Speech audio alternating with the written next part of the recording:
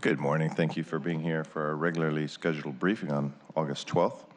We'll go around the room and just sort of give a preview of today's full council actions. I'll go first and say that Council Members Bagshaw, Juarez, and Mosqueda are here. And if there's no objection, the minutes of the August 5th, 2019 meeting will be approved. Hearing no objection, those minutes approved. For the full council today, the first item of business I think all of you are aware of will be a reconsideration of the mayoral vote on the sweetened beverage tax. And so that'll be presented first on the agenda, and I look forward to everyone's comments. And I will probably at the beginning talk a little bit about the veto process. A lot of people don't understand that, when it applies, what its purpose is. And so I may just spend about literally less than a minute on describing the process, but that'll be first on the agenda.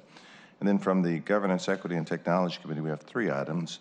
One is the creation of a code reviser position in the city attorney's office. And I talked about that at a briefing, which we think is a great position, looking at some of the inconsistencies in how our legislation is proposed. And sometimes we have to do, as the kids would say, a do-over because of all the complications it presents. And so this is a means to create a more efficient and effective way to go about the legislative process in the city attorney's office, give us the support that we need. The second one is the technology matching fund legislation, $320,000 of city funding to many organizations out there in the community that are doing some great work to address the digital divide, and we have 11 new projects in 2019 that we'll describe. And then the last one is an approval authorizing FAS to enter into a 15-year lease agreement with Cascade Public Media, which is formerly known as KCTS Television, where Seattle Information Technology continues to operate a radio and antenna on the Capitol Hill Tower. So those are three things, and with that, Councilmember Bagshaw, I'll turn it over to you. Very good. Thank you. Hello, colleagues. Thank you so much. Councilmember Mosqueda, thank you for being with me last Friday, helping us get through the budget items. I know, Councilmember Juarez, you're going to talk about Live in D5 and how all that worked out on Saturday and results of the rain. I just want to let everyone know that we've got 5 items on the agenda this afternoon from the Finance and Neighborhoods Committee. These are all related to budget, and we had a special committee meeting last Friday. We suspended the rules so that what passed out last Friday could be voted on today. And prior to that meeting, we had a previous meeting where we actually went through almost line item by line item. We have an exceptions ordinance, a carry forward ordinance, which means items that were in 2018 that weren't completed but we had budgeted for. We have the supplemental budget ordinance. That was important because there are a number of things that all of us were interested in funding. And again, Councilmember Mosqueda, thank you for all of your work and help on that. And I want to highlight a couple of things. One is the green calling it the Green Janitors Ordinance, but what it is around green building for training for in the private sector on using alternatives to some of the caustic cleaning materials that often are used. And this is something that has come forward, and other cities have been doing this. It's making a big difference, both in terms of workers' health, but also just how the buildings are being kept. So that was kind of a small but mighty $35,000 ad. And then we also are adding an ordinance that will put an elevator into University Heights at their community center. We'll talk more about that this afternoon, but what just broke my heart was a description of a young girl who was in a wheelchair at a summer camp this summer who had to literally crawl up the stairs to get to the point where she was able to join in with her companions at the summer camp. So that, and the fact that many people just can't get up to the 3rd floor to see the good work that's being done by many of these nonprofits. So that was a unanimous pass and recommendation that we pay for that in the supplemental budget. So we will be moving forward. We also have a CIP abandonment ordinance and a grant acceptance ordinance. The abandonment just means that there are projects that are completed. There may be some additional funding left over that goes back into the appropriate fund. And the grant acceptance, we need to accept that so that we can spend the money that have already been been identified. So those are the last 5 items on our budget today. I know there's a lot of other conversations that are going on, so I just ask everybody hold in on your patience because I'll try to get through them as quickly as possible, but they are really important to get voted on today. And then we will have a Finance and Neighborhood Committee this Wednesday. We will have another discussion about the RV legislation. I think that there was a pretty good discussion at the table last week. Councilmember Mosqueda, again, thank you. And Councilmember O'Brien were here raising concerns. And really, the concerns boil down to the individuals who are in these RVs. These are the ones that are so dilapidated, they're considered to be unhealthy. We need to find places for them to go. And one of the additional amendments that I think Mike's going to bring forward today is that we'll put $100,000 into an account that will help us find places for those individuals to go. It's really important to all of us that we achieve the multi-things that the mayor is trying to do is to clean up these very horrible looking RVs that are on the street, but at the same time, not throw the people back out on the street in cardboard boxes and tents. So I think we can get there, and I appreciated the mayor's crowd coming down and talking to us on Friday. We'll have another conversation this Wednesday. And we also are going to have 7 items from Seattle City Light that have been moved over from Councilmember Mosqueda's committee because she's focused on the hotel workers this next meeting. So we'll take those over, move them out through our committee, and then we've got some human resources pay zone and position list ordinance that we will be voting on as well. So that's Wednesday, and I know you're excited. Thank you, Councilmember Beckshaw. Councilmember Mosqueda.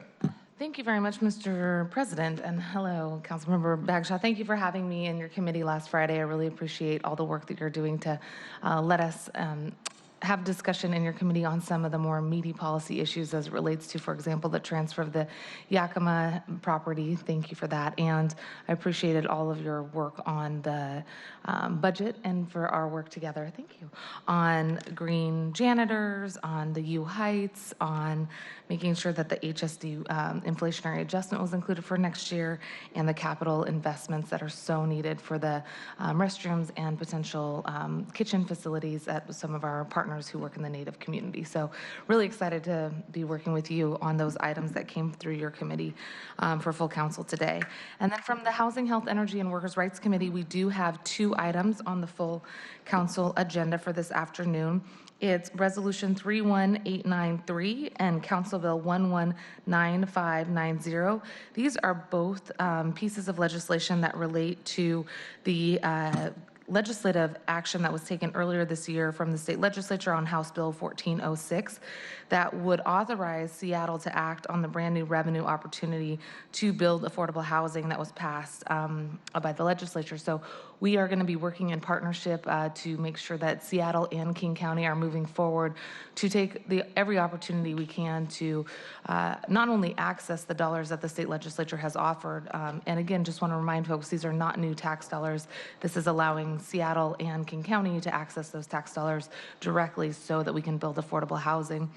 Part of what Councilmember Herbold and I have been talking about, as she is co-sponsor of the legislation as well, is how do we bond against some of these dollars to make those dollars go even further. So at the very least, we get about $50 million in hand. The mayor is going to be enthusiastically sending out news about this later today, and we're really excited that we, both the City Council and the Mayor's Office, have jointly acted so quickly to take this opportunity and run with it. So thanks to the executive and thanks to the Office of Housing for helping us move forward so quickly on this.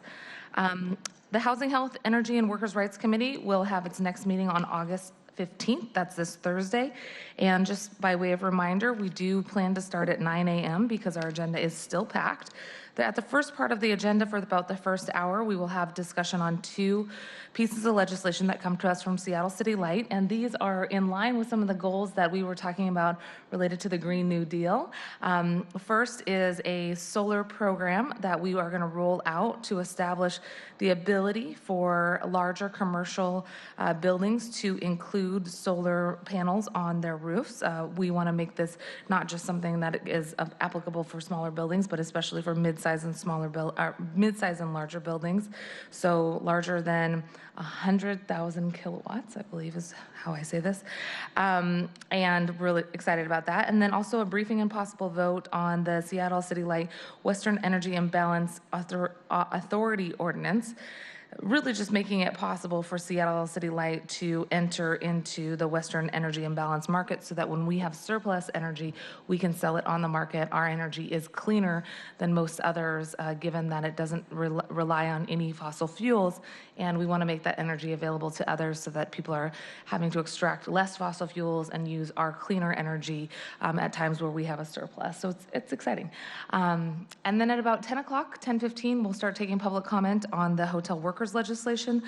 Just by way of reminder again, this will be a meeting that will be slated to end at noon. Our goal is to get through the discussion related to hotel worker safety, the various safety provisions that we need to put into place so nobody experiences harassment, intimidation, assault on the workplace. And then the other component is access to health care, wanting to strive for high quality, affordable health care for all of the workers in a hotel building, and that will be part of the discussion on Thursday. So briefing and possible vote on those two components. And then colleagues, just as a reminder, no final vote is being taken on Thursday. We're going to hold the entire package, which has 4 pieces of legislation, to September 5th.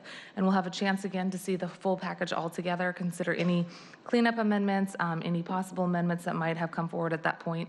And that'll give us another 2.5 weeks or so to really think through the package as a complete package and then potentially vote on September 9th. Thank you again. One more update, if I might. We have a really exciting resolution that I have copies for you all here. I'm excited that today we are going to be bringing forward a resolution that mirrors what 11 other cities have done so far. This is a resolution in support of the call to end the blockade with Cuba. Many of our other city colleagues across the country have taken the opportunity to follow what some of our congressional members are calling for, which is really to end the blockade with Cuba, recognizing that multiple times the United Nations has had an overwhelming vote to support ending the blockade. 189 votes. 189 votes is the majority of UN delegates -2. And really just asking for us to be on record to say, not only is it a lose-lose situation because the individuals in Cuba are not benefiting from the interaction, the cross-national dialogue, the cross-national learning opportunities in Cuba, but we too in the United States are not benefiting from some of the groundbreaking medical advances that Cuba is making, some of the innovative strategies that they've been able to deploy, especially related to maternal and child support, preventing infant mortality rates, extending the life of individuals there through life-saving medications. They have a better life expectancy than the United States does on average. And so this is in line with what many of the organizations across the country are asking many of their city colleagues for. And if I may, Mr. President, there's 11 cities across the country that have adopted similar resolutions. Richmond, California, Berkeley, California, Oakland, California, Brookline, Massachusetts, Hartford, Connecticut, Sacramento, California, Helena, Montana, Minneapolis, Pittsburgh, St. Paul, Detroit, and then there's 5 other cities that are currently considering a similar resolution. So I would love for your support on this, and if I might be able to bring this into full council today, I think it's going to make a huge impact. And just want to give one more thank you to Cindy Domingo, which many of you know. She's a labor and civil rights leader, and she also currently works for Councilmember Larry Gossett, and she has been leading the effort over years with the U.S. Women in and Cuba collaboration, bringing delegations down to Cuba to ensure that there was greater cross-national interactions and opportunities to learn from each other. And she has been working with me on this, and we'll be here today with a handful of the folks who have had the benefit of participating in her program. So if there's any questions, I'm happy to entertain those, but I'm really excited that we will be the 12th, making it a dozen cities across the country that are calling for this action. So, quick question. There's one whereas in here that should draw some attention. And it says, whereas 189 countries voted in the United Nations General Assembly in November of 2018 in favor of lifting the U.S. embargo against Cuba, with only 2 countries, the United States and Israel, opposing the resolution. And anyway, I thought that was context for what we're trying to do. Just so I understand it, is this the first time this has been presented to us, or was this circulated through email last week? I might have missed it. I think it was intended to be circulated last Friday. I'm not sure if it was, so I wanted to bring copy today. So this, okay, so sort of, and your intent is to introduce it and vote on it this afternoon? Yes, Okay, Mr. very President. good. Thank you. Okay. Any concerns, Not a colleagues? preferred process, but Okay. sometimes we have to use available tools to us. But I would sort of discourage publicly handing me a document and asking me, because I haven't Yeah. even read it yet, and so it's just not a preferred practice. And my intent was to send it around on Friday. Is that the usual time frame? Yeah, for the I mean, future? because yes, Thursday Okay. Thursday afternoon, we approve the agenda. Got it. And then usually if there's something somebody's working on Friday, they let me know, and then I can get an email out Okay. such that, again, complying with the OPMA, by the way, Yes. we try to get it. But, you know, when I'm presenting something Monday morning for a Monday afternoon vote, like I just say, it's just not a preferred process. Okay. But Thank you, this- Mr. this President. My looks- apologies for Thanks that. for your work on this. Yes, and happy to answer any other questions. And if it pleases the council, I would love to still bring it forward. Yeah. Thank you. Okay, so let's go back this way to Councilmember Herbold. Oh, fantastic, thank you. So I have a Civil Rights, Utilities, Economic Development, and Arts Committee meeting tomorrow on August 13th. We're going to have the first discussion on 2 tenant protection items. One of those is protections for survivors of domestic violence from being held liable for damages caused by their abuser. That's Council Bill 1195-98. And the second proposal is a bill that protects the rights of roommates and family members that are living as co-occupants from categorical denial or evictions. That's Council Bill 1196-06. It's modeled on a tenant protection law in New York City. We will be having the second discussion and potential vote on our eviction harmonization bill. That's Council Bill 1195-84. This is the legislation that harmonizes our city's just cause eviction ordinance with recent reforms passed in the state legislature this last legislative session.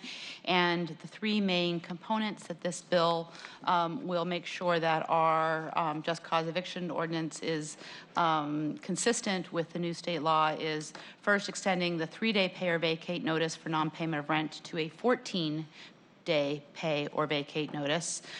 We will be making sure that rent is defined as recurring and periodic charges identified in a rental agreement, and clarifying that when there is a non-payment, that rent is applied first before other costs like late payments, damages, legal costs, or other fees, so that the tenant has the ability to make sure that payments that they make go towards the late payment of rent to ameliorate the likelihood of being evicted for non-payment of rent.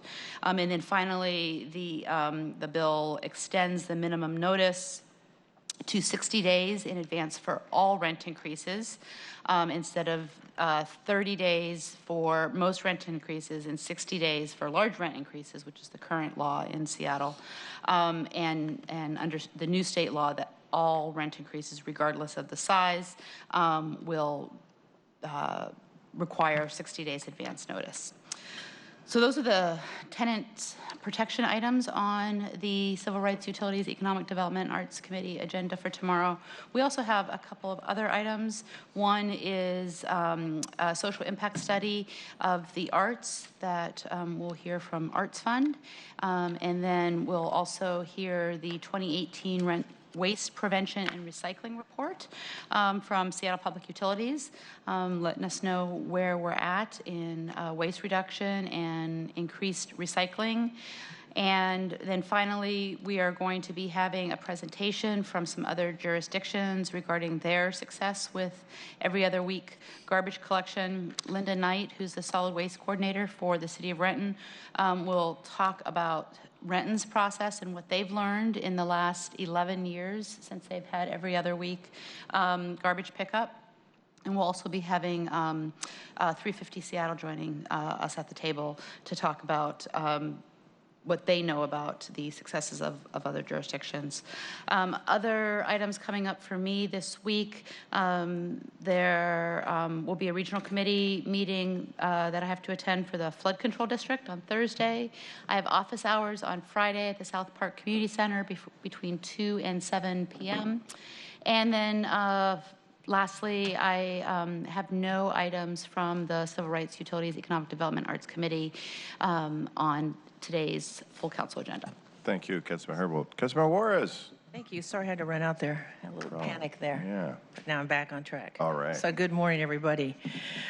So I'm excited. I'm going to be a little bit wordy, not too much, but because I have a lot of stuff to share, besides we get to what happened in Live in D5 became Live in D2. But most exciting is out of the Civic Development, Public Assets, and Native Communities Committee. As you know, we've been working on legislation and a resolution. On June 6th of this year, our committee hosted a presentation by the Urban Indian Health Institute as well as the Seattle Indian Health Board on the missing, murdered Indigenous women and girls, the epidemic faced across this nation and in Canada. And as you all know, Seattle is ranked #1 with the highest rate of missing, murdered, and Indigenous women and girls in the country.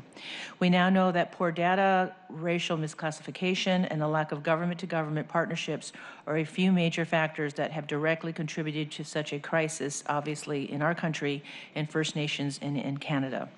I want to thank Esther Lucero and Abigail Eckahawk, who we've been working closely with and showed up at our committee to give public comment and a presentation. So over a year ago in spring of 2018, as chair of the Native Communities Committee, I submitted a resolution calling for the city to assess its methods for collecting data on American Indian and Alaska Native communities and women. These communities face disproportionately high rates of homelessness, poverty, and income inequality, so it's important that the city provides services to communities who need it. We have been working closely with the Urban Indian Health Institute to draft legislation that would address MMIWG. I have a resolution listed for this afternoon's introduction and referral calendar, which kicks off what will be a series of legislative efforts to reform and build a stronger city system that responds to missing, murdered Indigenous women and girls casework accurately and robustly. I'm excited to work with my colleagues on this anticipated legislation, as well as Mr. Pete Holmes, who we've been in contact with, our city attorney, Dan Satterberg at King County Prosecutor, and of course, Chief Carmen Best. I should add that King County put together a subcommittee on missing, murdered Indigenous women, so we're looking forward to working with their subcommittee as well. So it's my mission as chair of the SIPNA and as a Seattle City Councilwoman to work closely with the Seattle Indian Health Board and other experts to stop this ongoing crisis. The resolution is slated for a briefing in our next committee meeting. Our next committee meeting is Wednesday, September 4th at 2 o'clock. So update on parks. We have 2 events going on that I want to share that we've been working with parks on. Number 1 is the Teen Summer Musical at Benaroya Hall. Seattle Parks and Rec, Atlantic Street Center, and Langston Hughes Performing Arts Institutes will present the annual Teen Summer Festival, Uncle Willie's Chocolate Factory. This is the culmination of a 9-week summer program that showcases the talents of dozens of teens of color, providing them with an introduction to the world of theater. Tickets are on sale at the Seattle Symphony or Benaroya Hall website. The second event is the Big Day of Play. That's Saturday, August 17th at 11 to 5 at Rainier Playfields at the Community Center and Mount Baker Rowing and Sailing Center. The Big Day of Play is a day to play your way as we celebrate our city's diversity, build relationships, and get active together. So we're hoping you attend, bring your family and friends and neighbors for a full day of healthy activities, outdoor sports, water activities, and as they say here, tons of fun. The event is free. I'm sure. Exactly. That's not how I talk, but everyone else is saying it's tons of fun. But okay, I'll be there. This event is free, presented by the Seattle Parks and Recreation Let's Get Moving initiative. Okay, so you guys, you're not going to believe what happened Saturday. Live in D5 became Live in D2, and it was right out of an episode of Parks and Rec. This is a great story about what community really means, because not only did we get rained out and we were at the park at 7 or 8, we couldn't set up any of the stage because Parks and everyone said you will electrocute everybody. So with that being said, I want to really shout out to Brindell and Shana and Nagin and Tyler and the community members that showed up. We had to act quickly on the phone to contact more than 30 vendors, 3 bands, a petting zoo, literally said, don't load the animals and drive up here. Outdoors for All, and many more vendors. We also had a food truck coming down from the Tulalip tribe. which was already on its way. And so anyway, Live in D5 became Live in D2. So we all loaded up everything and we headed down to the Rainier Beach Community Center. So we attended the Rainier Beach Action Coalition's Back to School Bash, where every year they give away backpacks and school supplies to kids. And it actually worked out great. We just got on the phone with everybody. We said, everybody show up at 11:45 at the Rainier Beach Community Center. Our D5 and a ton of our community members got in their cars. We brought down all the food. We handed out and shared our food with over 500 kids and family. So our salmon, our fry bread, our rice, our smoked burgers, our homemade berry jam, everything. The cupcakes that were made from Hillary's. The Coffee Klatch had the D5 pretzels, which we tried to make them look like D2, but that did not work out. Everything was just wonderful. It was packed. The Tulalip tribe and tribal member Ryan Gobin, who owns Ryan's Recipes, get it?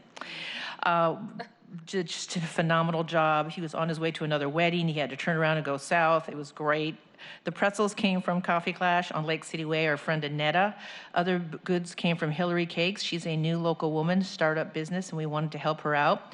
And we gave away everything for free, and it was wonderful. I particularly enjoyed watching people try to make Indian tacos, and a lot of people just gave up and said, I just want the big piece of bread thing. I really want to compliment staff, especially Michael Stevens at Seattle Center. Larry Henderson just saved the day. Martha Winters from Seattle Parks and Rec for helping us with this unexpected change of plans. I want to thank Monisha Harrell from Equal Rights Washington, being a wonderful steward and making sure we got our tables and everything set up. It was just a good feeling for once sometimes for all of us to remember why we have these jobs. And even though we're in districts, we're just in districts, but we still represent the city of Seattle. And it was really fun just redirecting everything south and having everybody come up to me and just be so kind and so nice and enjoying the food. And so our bands were a little disappointed, but they did not want to be electrocuted, so they understood. So we will be rescheduling Live in D5 and said probably the first week in September. So it definitely was an episode out of Parks and Rec, and we got it done. So you're going to redo it? Oh, yeah.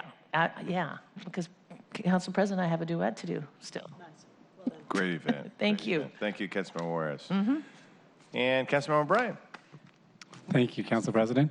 I'm going to read a few remarks from Councilmember Pacheco, too, who's not here today. The Planning, Land Use, and Planning, Land Use, and Zoning Committee has one item on this afternoon's agenda. It's the Comprehensive Plan Amendment Docketing Resolution. I will circulated on Friday amended language to that, so I'll be bringing that amendment, which just adds some more language to the docketing, specifically around industrial lands, calling on the city to start an industrial lands process and come back with a proposal to us in time, hopefully in time for the actual comp plan amendments in 2020. The Planning, Land Use, and Zoning Committee does not have another meeting until after the recess. The next scheduled meeting is Wednesday, September 4th. In addition, in September, there will be two special meetings. One is a September 9th, 5:30 p.m. meeting to do a public hearing on updates to the city's State Environmental Protection Act policies. And then on Wednesday, September 11th at noon, there'll be another special meeting of the PLUS Committee. Now, on to the Sustainability and Transportation Committee. We have 4 or 5 items on the agenda today, depending on how you want to count. The veto override, I believe, Council President, you spoke to that already. Yeah, that'll be first on the agenda. I'll describe some procedural issues, and then we'll dive right into it. Great. We have the ordinance out of committee that would approve the $9 million funding for the streetcar. This is the funding that will get through the rest of the kind of engineering and design work. The mayor has asked for this and has indicated her support for moving forward, contingent upon hearing the news that we'll learn as we do further engineering work. My understanding is it's probably about close to a year's worth of work that $9 million get through. Can I just interrupt for just a sec? You said that Councilmember Pacheco is not here this morning. Do you think he's coming in this afternoon? I believe Yeah, he's here got this that. afternoon, yes. And so what were you saying about the land use piece? I'm sorry, He has the industrial lands The legislation. comp plan docketing resolution is on the agenda this afternoon. And so, and then I have an amendment to that. So in committee, we made a few amendments related to industrial lands with the understanding that there was some more language we wanted to work out. And that was circulated on Friday, I believe. Right. And so I'll be bringing that amendment to the full council. Yeah, circulated on Friday. By the way, I read the resolution, and thank you again for, I look forward to supporting it. The one point I want to, now that I've read it, Okay, I won't forget. we did get some, a note from some constituents and Commissioner Feldman at the port about some concerns about some of the language in the resolution. He will be here this afternoon to testify. With historical practice, we're likely to have him first to testify. And so I think he might have emailed everyone as well. So I just wanted to forewarn people. So can I ask a quick Please. question on that? So I met with the port folks last week as well. Is your resolution, the one that you're proposing, is that going to address their concerns about wanting to have the entire industrial lands reviewed, both north and south, before we take final action and docket it? Is that what your resolution is doing?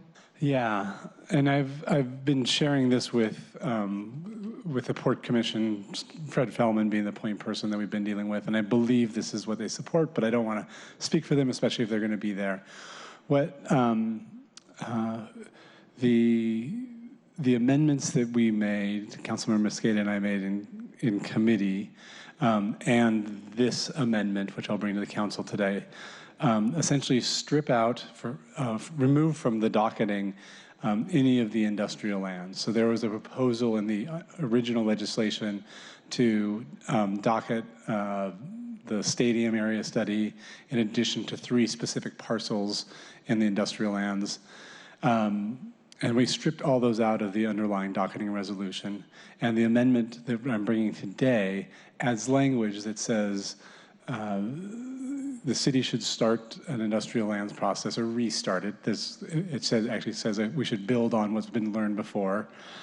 It lists about a dozen stakeholders that should be included in that process. And so that's labor and business and port and maritime and stadium and neighborhoods and, the whole routine. And then it also says it would be, I forget the exact language I used, but it would be premature to act on industrial land changes such as, and I talk about the stadium plan, Wasca, those 3 sites that were in there, until we have a proposal from the mayor on an industrial lands policy that has been approved by the council. And with the hope that that can be completed in advance of the comp plan updates next year.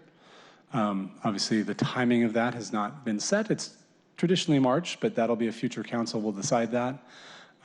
Received indication from someone in the mayor's office that they were planning to have it by then. I'm not sure, frankly, how realistic it is and if the people that are conveying that are recognize the timeline we're on. So I don't want to, I believe they think they can do it. And I think there probably needs to be a few more conversations before we are confirmed that industrial land process, convening of some stakeholders, reviewing a policy can happen if in fact that timeline is going to be March. But again, next year's council will decide when that's going to happen. Can I just add Please. one more thing? So I had spoken to your office and we agreed that we would not put any specifics into this amendment, but I would just like to indicate for those of you who will be here next year that a couple of areas I'm very interested in is one is to creating the makers space, which is south of the Mariners Stadium now. There's a couple of block areas. There's a warehouse there, and I would love to have explored the idea that is retained as a maker's place, which essentially means, you're creating something there, whether it's furniture or whether it's clothing or even a brewery there, but to explore the possibility of allowing residential on top of that. So the industrial lands are preserved, but having affordable housing, the people who work down there can afford to live in. So that was one. And the other is, since the port is moving into Pier 48, I believe, that is going to be passenger ships now, I would love to explore the possibility on the Wasca side of allowing hotels there, not permanent housing, because I've heard enough from the port and from the folks that work down there that if you have affordable housing, it impacts the 24/7 nature of the port property. But if you were to explore and allow hotels to be built on the Wasca property, that supports the Seahawks Stadium, what will become the XFL Stadium as well, and the Mariner Stadium, and the port with the passenger ships. So I just would like to put on the record that I hope we can explore that. Don't know the answer, but I just hope somebody will pay attention to those possibilities. I could entertain an amendment to my amendment in addition to port, maritime, labor, business, stadium. We could have former council members could be included on that commission if you'd like that. Former council member is going to be out of town for a year. We'll just pass on that one for now then. But I appreciate you bringing that up, Councilmember Bagshaw. Before we move on, Councilmember Skate, do you have a comment? I just wanted to emphasize my appreciation for Councilmember O'Brien's work on this language that was amended on Friday last week? I think we sent it around Friday. Okay. And I did receive a call from Commissioner Bowman and had a chance to talk to Commissioner Calkins as well, who expressed their appreciation for that amendment. So I just wanted to pass that on. I'm not sure if they'll be here this afternoon, but also we have heard a lot of support from the maritime unions as well, with the desire to recognize that the city is changing. That does mean at some point our footprint changes as well, but how do we do this in a way that's really thoughtful, looks across the city, and doesn't piecemeal the properties up for discussion, and allows us to think about industrial lands, the future of work, and also couple that with the needs for public assets like housing and parks and things like that. So I'm excited about the potential next year when we see that plan come forward. But I think at this juncture, everybody who I've heard from is very supportive of the approach that was taken in our committee last week, in your committee last week. I think there are some folks, maybe the stadium folks at the center of it, that would prefer to move more swiftly on the Wasca site because that will likely be up for sale or be in surplus from WashDOT sometime in the next couple of years. And whatever zoning that's under, the time it's surplus will obviously tell on how it gets redeveloped. And some of the other sites adjacent to the stadium, I believe they recognize that making any substantive changes to industrial lands prior to a policy being adopted is probably unrealistic with this council. And I think there's a lot of frustration from folks on all sides of this that an industrial lands policy update has not been concluded, but I really appreciate the mayor. I believe we'll hear more this week, but I believe the mayor is committing to doing that process. And I mean, not sure how that's going to end up, obviously, but I think there's a lot of folks that would prefer something other than the status quo, and whether they can reach some kind of consensus on that or not, we'll see. But the amendment has pretty broad support, with the exception of probably stadium folks and their allies that would like to see us pull a couple parcels out and move earlier. But I don't think, that's certainly not what my amendment would do. Very good. Councilmember Herpel, do you have a comment? I have a question. Do you think there is an opportunity to communicate with WashDOT about the future of the Wasca site, to provide some reassurances to the proponents of the stadium district that it won't be sold before we have a policy discussion around the land use designations of that site? I just sense that even though there's this perception that they're on a fast timeline to dispose of that property, that we as a council and together with the mayor might have some influence on their timeline if we were to initiate that request and conversation. Yeah, I mean, clearly conversations, I think, are open. I don't know enough about the WashDOT and the state surplus property disposal rules, and if there's any sort of timeline. My sense would be that if there's potential land use changes to the property that might change the value that WashDOT might get, there would be some alignment about kind of coordinating efforts. And so be open to working with you on maybe sending a letter to WashDOT and asking them to let us know about their timing and what their objectives are and start a conversation. Probably want to bring in someone from the Office of Planning and Community Development into that to kind of maybe spearhead that. But I think that's a great idea, Councilmember Herbold. Very good. All right, that's one of 20 things I'm going to talk about Yeah. here. So There, go ahead. I just want to reiterate, I mentioned the streetcar. No one talked about it, but we're doing that. We're talking a lot about industrial land. So again, the resolution, or the ordinance today that would approve $9 million of funding so the mayor can proceed to the streetcar is on this afternoon's agenda. Say about the streetcar. All right, ban. I'm inviting things to be said about that. Thank you. I'm going to support your $9 million. I do want to say that there are two areas that I have asked SDOT to follow up on now for the better part of 5 years. And one is the freight mobility whole strategic plan for downtown, because if we are removing much of the freight delivery on First Avenue and removing the parking so that we have dedicated lanes, and I am a fan of dedicated lanes if we're going to do this, we've got to make sure that block by block we have places for freight to pull in, because package delivery downtown is increasing, as we all know. So I've asked them, first with Kublai and now with Sam Zimbabwe, to pay attention to that. We got started, the UW is helping us. It's not like it's new news, but we haven't gone block by block to figure out how the freight is going to move and if we're going to require things like temporal deliveries, like between 9 p.m. and 5 a.m., or however we're going to do this, but that strategically we look at that whole area.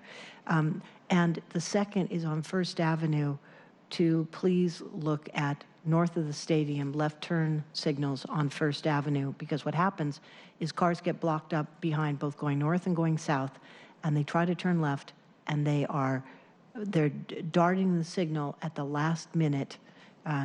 Because there's no middle turn lane. There's no way for them to get across. And so I've asked them to look at this for the freeway streets, University, Spring, Marion, James, just to take a look about what can work. And now going towards the waterfront, also on Madison, I believe we need to have a dedicated left turn light. So as we're going forward with this, I'm just, again, expressing my concern that we don't have the system right. And again, I'm going to support the $9 million, but I'm going to ask the mayor's office and SDOT to seriously take a look at those two issues. Great. Thank you. On the issue of the permissive turn lanes versus protected turn lanes, I think that's the engineering term where you can go if it's safe versus no, you have a light and you go and otherwise you don't. And when you have a protected turn lane, then the pedestrian environment is also controlled so that there's not the conflicts. And that's true on right turns and on left turns. I'm interested in something in advance of the budget or maybe during budget, maybe it's a slide to ask SDOT to really come back with a comprehensive plan, maybe downtown or citywide, about the permissive versus protected. It's a safety issue. It's consistent with Vision Zero.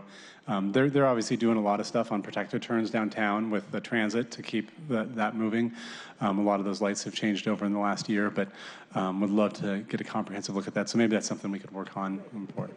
Of course, this is about pedestrians. The cars can stop, they can slow, but it's when pedestrians start and then left turning or right turning cars, get frustrated because they've been sitting there through multiple cycles or the end. And especially First Avenue is becoming a very cool pedestrian corridor between Pike Place Market and Pioneer Square and the stadium and the arena. Lots and lots of people walking and lots of visitors that they just don't know what the traffic flow is on that street. So thank you very much. The permissive is definitely dangerous to pedestrians, cyclists too, because you'll find a driver that is anxiously waiting. They're probably holding someone up. There might be someone honking behind them. They see a narrow window that they want to speed through, but they've been focusing on the cars and not pedestrians. There's just a lot to pay attention to. And so it may be time that we look to get away from a lot of those. So thanks. We will have the Green New Deal resolution before the council this afternoon. At committee last Tuesday, we passed that out of committee, but also discussed a series of amendments. Councilmember Bagshaw had suggested some amendments. I know you weren't there, but had submitted those to me in advance. So we talked about a tree amendment. Councilmember Sawant had probably about half a dozen amendments that she brought up at the table, and Councilmember Pacheco had an amendment or two also. I've incorporated language for all of those into a single substitute that I'll be bringing. You should have received that also on Friday with all the language. So we're moving to substitute that and then hopefully adopt the Green New Deal resolution. Just following up on that, there's an ordinance that we had considered voting out of committee on Friday, but we're going to hold that until after the recess. That Green New Deal ordinance would establish a Green New Deal oversight board and put that board in to the Office of Sustainability and Environment. And so just have some more work to do, both with the community, the department, the mayor's office, to figure out the composition of that board, what their specific tasks will be, things like that. So we'll keep working on that. That won't be there today. Let's see, hang on a second. I have an amendment to the, what do we call those budget, the supplemental budget. And I don't know if you spoke to it before I got here. But please speak further, and thank you for bringing this forward. Absolutely. So, colleagues, at Councilmember Bagshaw's committee last week, we had a discussion on, I believe, draft ordinance that hasn't been introduced yet from the mayor regarding vehicle living. Productive policy conversation, I would say. I learned a lot of what I think the intent of the mayor's office was, which wasn't clear from just looking at the ordinance, so some work to do there. One of the questions that came up was, I believe the ordinance discusses some sort of setup where the vehicle landlords that are leasing out their vehicles, if they were in violation by not maintaining them in a proper way, would be subject to fines, and then the tenant could recoup those fines. It's not clear to me what the mechanism would be as sort of compensation to help them transition out of that housing. We discussed at committee, like, if we really want to support the residents of these vehicles who are living in poor conditions because their landlord's not keeping up the vehicle appropriately, telling them to get your money from the landlord didn't feel like an appropriate or timely way to address probably a crisis they're in, and suggested instead we should do what we do and house people and say the city will have a fund and will pay you and we will go collect from the landlord as can be. After that conversation, central staff alerted me that because of some changes in the budget, the supplemental budget, there was a little bit of money available, and so worked up this amendment. They would put $100,000 from the supplemental budget into funding for individuals that are transitioning out of RVs. My intent of this is this money could become available immediately.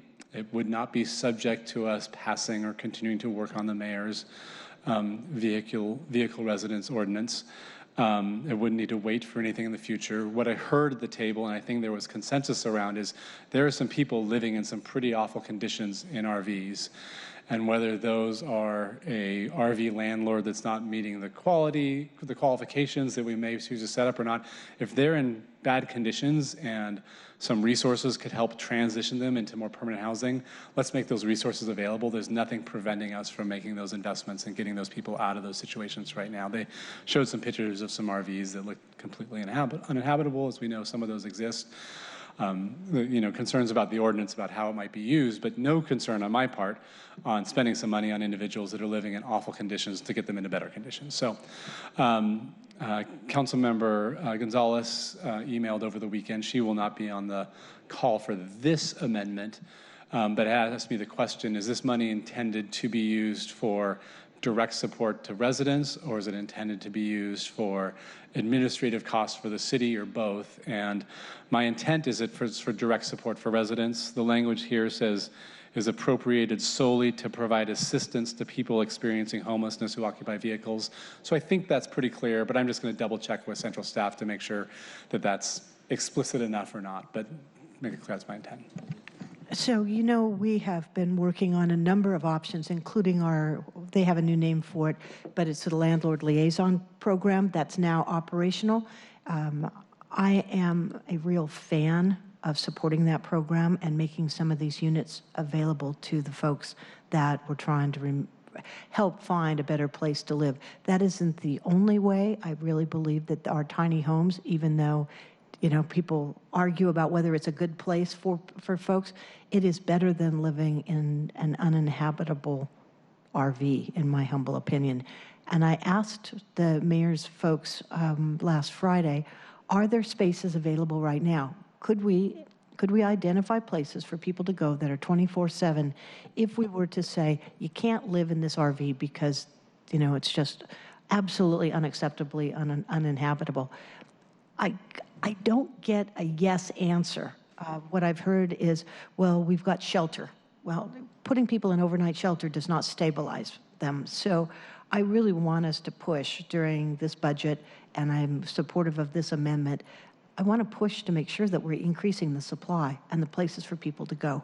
And again, we're going to come back to what are we going to do on our budget, but we've got to have places for people to go. And whether it's every tool in our toolbox with landlord liaison or the modular housing or the tiny homes, understanding it's just part of the pipeline.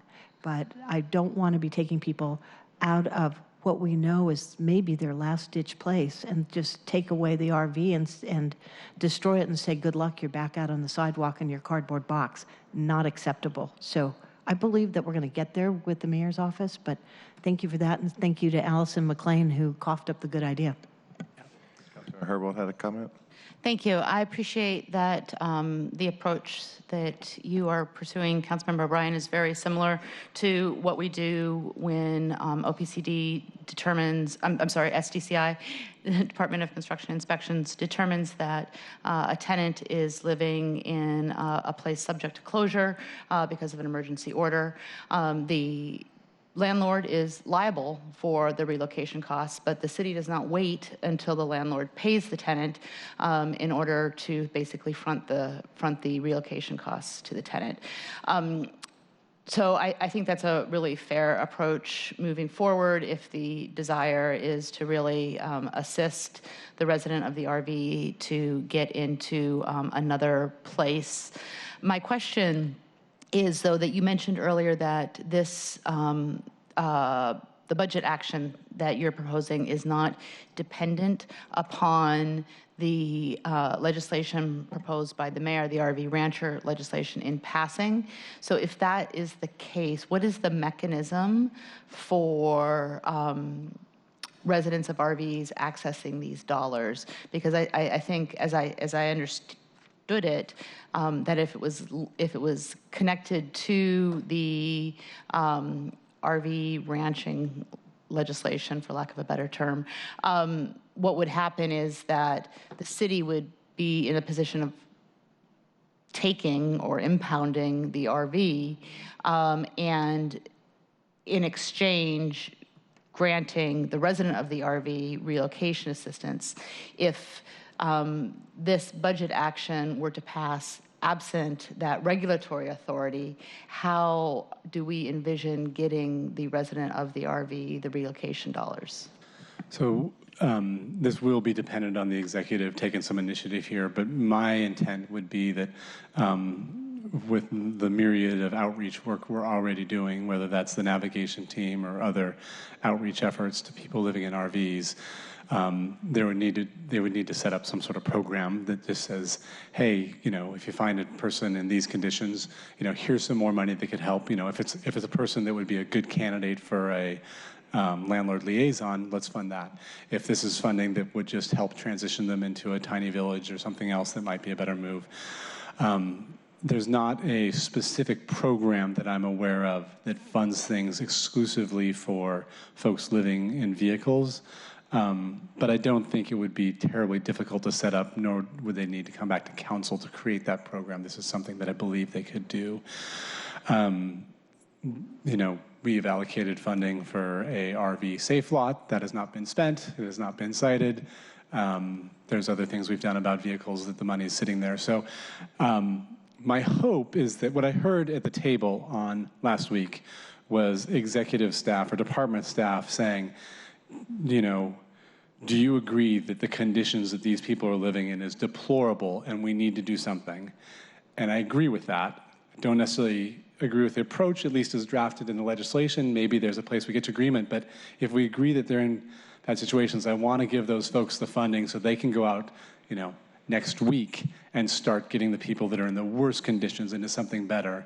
And, but I don't have a specific they could use this money probably to augment, the landlord liaison, whatever the current name of that is, or a host of other things. They could use them for vouchers for people living in vehicles to get them in hotels.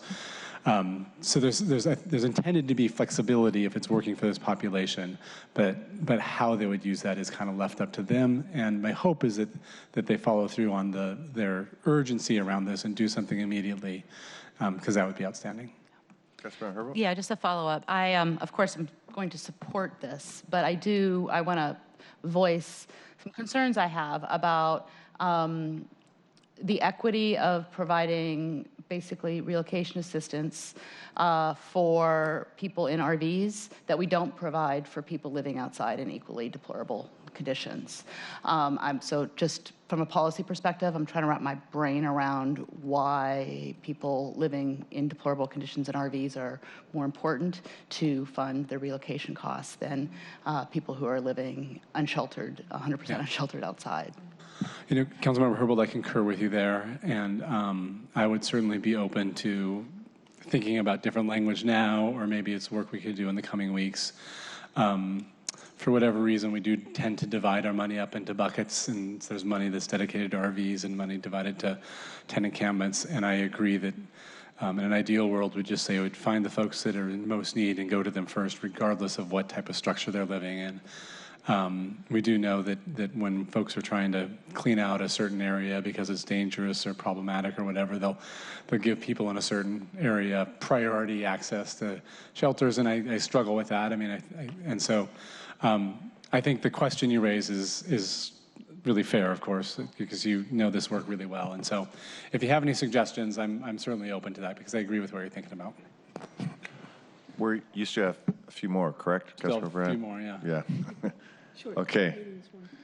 I feel kind of popular, though, Council President Harrell. I'm entertaining people. I'm sure you appreciate that, too. Let's keep plowing through, and we can, of course, reserve some of our concerns for when it's presented for vote. But go ahead there, Councilmember. Good discussion. Councilmember Skater, were you reaching for that was sort of my discouraging remark, but she's picking up on my cues. Councilmember Skater, you have the floor.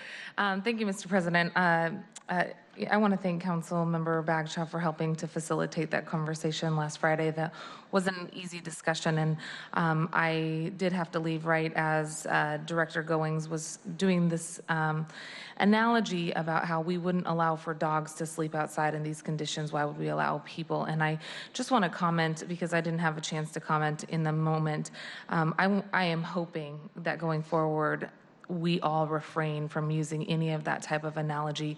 I think his intent was to say we need to treat folks humanely. I think that was his intent, but I do think that the way in which the analogy was presented was not helpful with creating a constructive dialogue about what are the options that we have in front of us. Just to be very clear, we want to make sure that individuals who are in poor living conditions have access to healthy living conditions, access to showers, access to lockers, access to case managers. Absolutely, our council has been on the record with wanting to provide additional supportive services, both for shelter housing and case management and health services that you've been leading on. So there's no doubt that we want to make sure people have a healthy and safe place to live.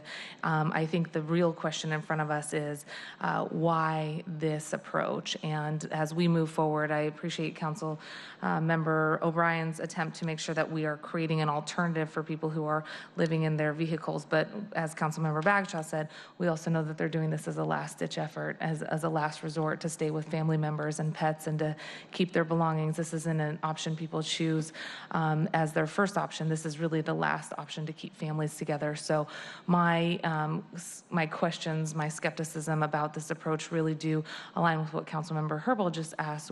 Why so much attention specifically on this population when we know over the entire spectrum of folks who are living outside, living in tents, and living in RVs? We've got to help folks get inside.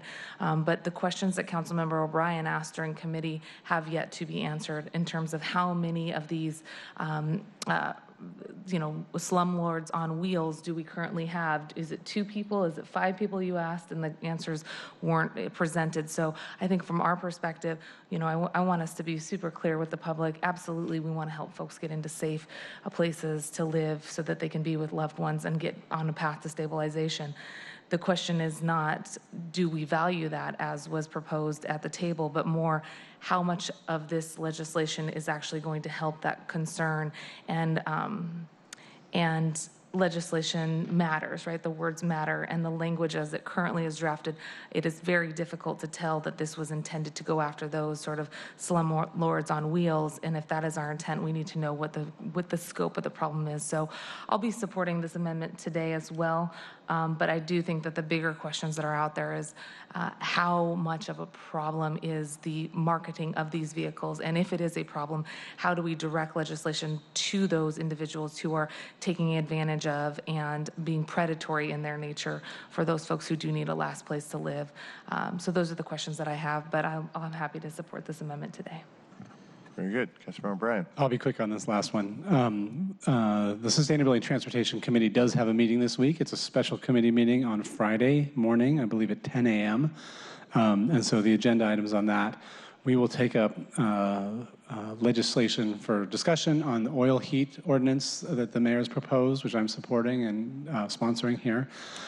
Just a quick overview, that would phase out oil furnaces in the city of Seattle over the next decade, and it would impose a tax on oil used for heating oil, roughly comparable to the utility tax that folks pay on electricity or natural gas also. And the revenue from that would be dedicated into transitioning low-income households off of oil heat onto electric heat. So this is for a variety of reasons, but it's consistent with our efforts. Certainly, hopefully, the resolution we passed today to eliminate all fossil fuels in the city by the year 2030. This is a 10-year plan to do that for oil heat. There's about 18,000 homes, they estimate, that are still on oil heat. We've been transitioning them off through a program similar to this without the tax for a number of years, quite successfully, but the idea is let's accelerate that program with this additional funding from the tax and finish this job over the next decade. We'll also have a piece of legislation that would authorize the mayor to sell the Mercer mega blocks.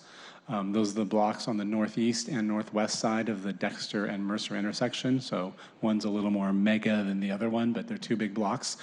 And so not a vote on this. Both these pieces will come back to committee for a vote in September. But a discussion of all the terms of that deal. The mayor made an announcement last week, so I think a lot of folks have discussed that. So if folks have questions or want to learn more about that, this will be a good opportunity to ask some of those questions. Councilmember Bagshaw. I'm doing my best, Council President Harrell. Yeah, really. So I really appreciate the work that's happening on the mega blocks. I think there's some wonderful opportunities in South Lake Union. And I believe 30,000 square feet, it was going to be dedicated to a community center. All good. Can you, as you're going through this, find out if there's going to be childcare attached to that? We know that, like in West Seattle, one of the larger community centers has childcare within that is very effectively integrated into the community center. So I've heard, when I've raised that before, people say, oh, it's too hard. I don't believe it's too hard, and we know there's a giant need for more childcare. So if you could just ask about that and see if we could push it forward. Thank you. And I know Councilmember Mosqueda has had multiple conversations with the executive on this, around that, so you may have more information than I do right now. Just very briefly, Mr. President.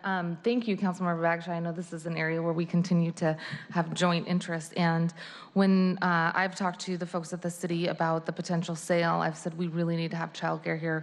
As they look at the community center space, it shouldn't be one or the other. You can absolutely have childcare that abuts to a community space that maybe families use for events with the kiddos. You can have a playground outside that is maybe open to the public when childcare is not occurring. So we've asked them to be very thoughtful and would love to work with the Parks chair as well, because I understand that Parks will be directed to implement the use of, I think it's about 30,000 square feet. And I think that for us to be explicit about the desire to have a child care center in embedded in this facility is going to be really important for the council to get behind. And, yes, we know people need access to things like amenities like gyms, but if you do a quick Google search, I think there's like over a dozen gyms in the area. If you do a Google search for childcare, I think I found 4 in that region. So the need for childcare, not just for the folks who are working there, let's say in the tech sector, but the people who are coming into the city who are working in industries around that is critically important too, so that people aren't stressed about getting home if they're commuting in from out of the city or from far areas of our city, so that they can be right next to their kiddos. So thank you for raising that, and I'd love to work with you all as we think about emphasizing that importance in any legislation before it's moved out. Very good. Councilmember Herbold. Thank you. Just want to thank you, Councilmember O'Brien, for keeping your eye on the ball on this project over many, many, many years. You and former Councilmember Licata a number of years ago sponsored legislation envisioning this area to be sort of a campus style development with a number of different public purposes served with the public property.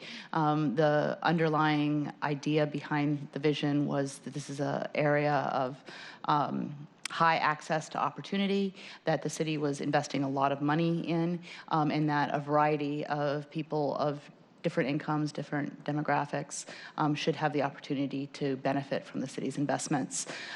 So I'm really excited about the affordable housing in the area, the community center, the child care. I'm wondering, are there other open space, some of the other public benefits that we had talked about a number of years ago involved also workforce development and having a physical location for that kind of interaction between people who need to develop their skills and the primary employers in the area.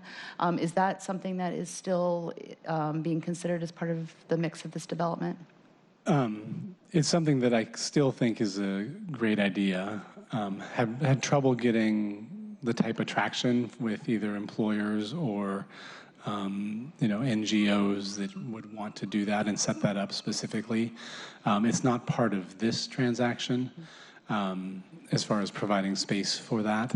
I still believe there continue to be opportunities.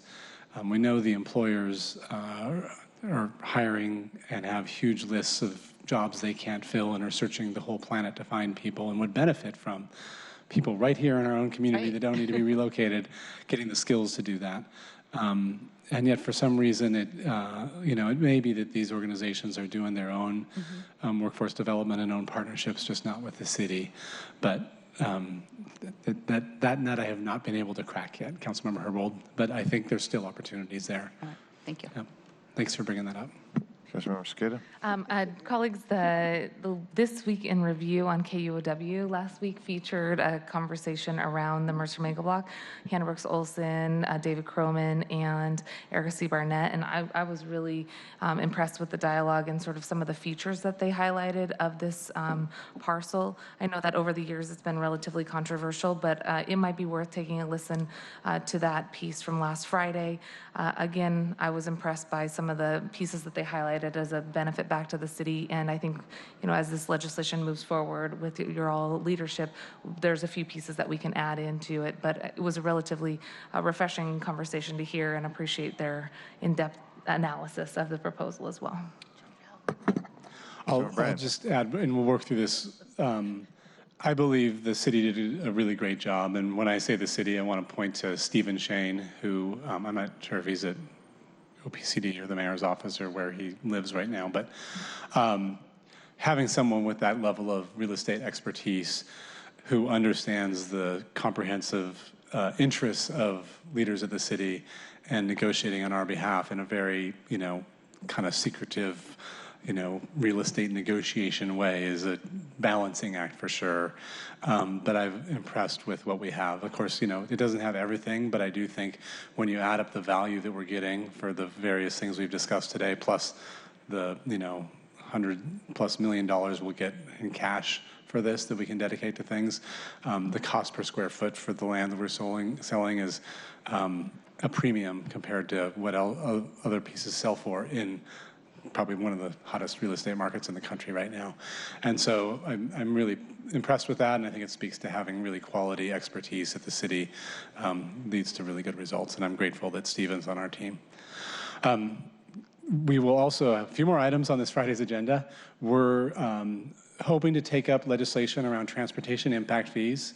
The discussion is dependent on, or at least passing legislation is dependent on a hearing examiner ruling relative to our ability to update the comprehensive plan with a transportation project list for transportation impact fees.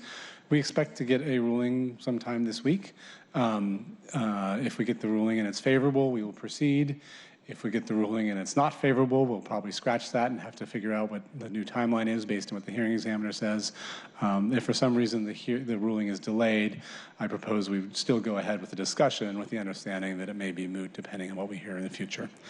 We have, so no action on that, but just a discussion about a proposal around transportation impact fees with some dollars attached to it. We've had a number of high-level briefings, but we're starting to get specific.